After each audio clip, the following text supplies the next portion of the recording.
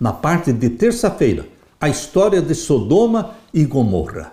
Qualquer pessoa hoje pode concordar quando nós dizemos que nós estamos superando os dias de Sodoma e Gomorra. Queridos, se Jesus Cristo não voltar logo, ele teria que pedir perdão para os sodomitas, porque o nosso mundo hoje está se tornando pior do que Sodoma e Gomorra, porque de forma oficial eles legalizaram o casamento de homem com homem, de mulher com mulher no mundo todo. A história de Sodoma e Gomorra está se repetindo em nossos dias. E Jesus disse, assim como foi nos dias de Sodoma e Gomorra, assim será também nos dias da vinda do Filho do Homem. Abra sua Bíblia em Lucas. Lucas capítulo 17, veja o verso 26. E como aconteceu nos dias de Noé, assim será também nos dias do Filho do Homem. Comiam, bebiam e casavam e davam-se em casamento até o dia em que Noé entrou na arca e veio o dilúvio e os consumiu a todos. Agora o verso 28, Lucas 17, 28. Como também da mesma maneira aconteceu nos dias de Ló. Comiam, bebiam, compravam, vendiam, plantavam e edificavam.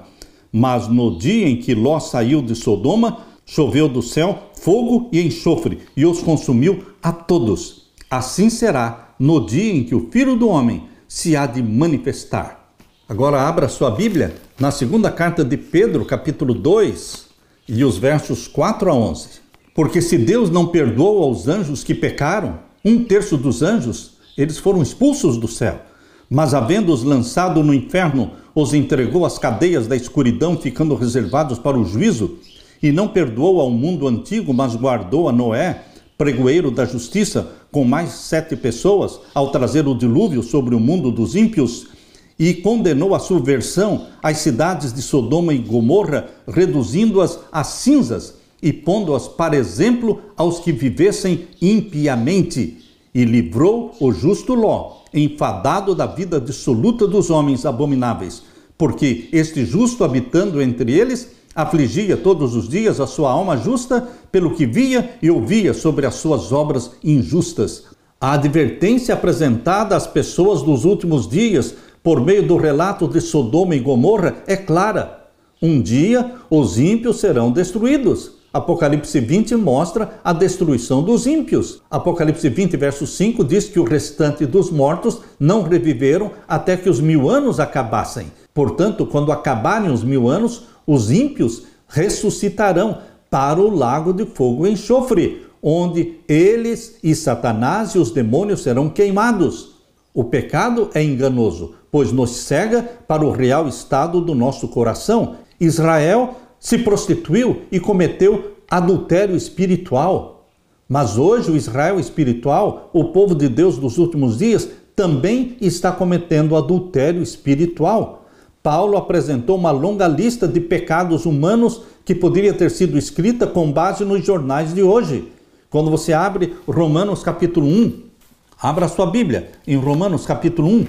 Pelo que Deus os abandonou às paixões infames, porque até as suas mulheres mudaram o uso natural no contrário à natureza, ou seja, mulher se casando com mulher. E semelhantemente também os varões, ou seja, os homens, deixando o uso natural da mulher, se inflamaram em sua sensualidade uns para com os outros, ou seja, homem com homem, cometendo torpeza e recebendo em si mesmos a recompensa que convinha ao seu erro.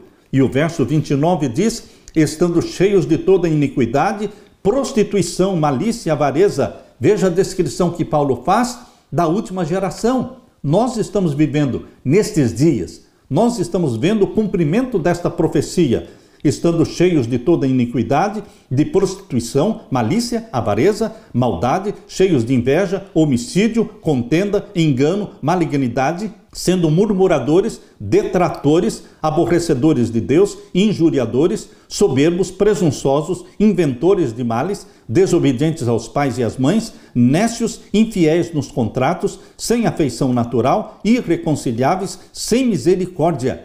Queridos, Deus usou Paulo para escrever, através do Espírito Santo, descrevendo a geração do tempo do fim. Nós estamos vivendo nesta última geração. Deus não quer que o seu povo se iguale aos ímpios. Deus é santo. Sejam santos porque eu sou santo.